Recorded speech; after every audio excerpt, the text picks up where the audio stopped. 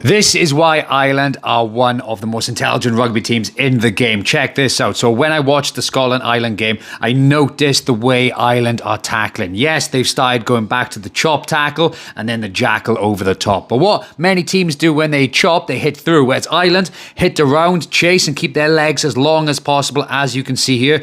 This acts as a cropper, then it stops anyone from having a solid foundation on the floor. Like this machine here, you have to jump over, change your height or adjust your feet to get solid ground again. That's what Ireland have done here. So let's have a little look and break this down, why they're so good at it. Firstly, they will send one shooter with a bit of pace and intensity. They will chop low. As they hit low, they'll chase around the corner, leave their legs long, and this buys a split second more for the jackler to get over the top to latch on, whereas the opposition then will be behind the races, either changing their height, stepping over, or trying to push someone out of the way. And it's really, really hard to referee because it's in the act of tackling. So it buys that split second. This happened all game. They'd send a shooter out. The shooter then would chop low, swing around the corner, crop anyone who happens to be there, and then they've got an extra split second for the jackler to get over the top, but then anyone who's trying to clean out then can't get a solid foundation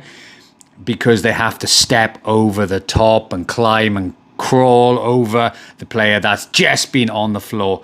So Ireland are brilliant. Let me know in the comments below if you think this is something that they train week in, week out to practice. So I messaged a top analyst, Sam Lana, to see what his thoughts are, or I was just seeing things. And he looked back in the Leinster footage and he saw the same thing. Chop, swing around the corner, buys an extra time for the jackal to lock in and turn that ball over. So that extra split second is giving them the chance to turn the ball over. And it happens again against Munster. They'd send a shooter. The shooter chops down, and then the jackler gets over the top, and then that number 5 now has just slowed everyone else down, slowed the ball down. Yes, they don't get the jackal, but the next phase, they do exactly the same. So let me know in the comments below if you think this is something they practice, or do you think this is something I'm just looking too much detail into. But either way, genius from Ireland, and yeah, it's working.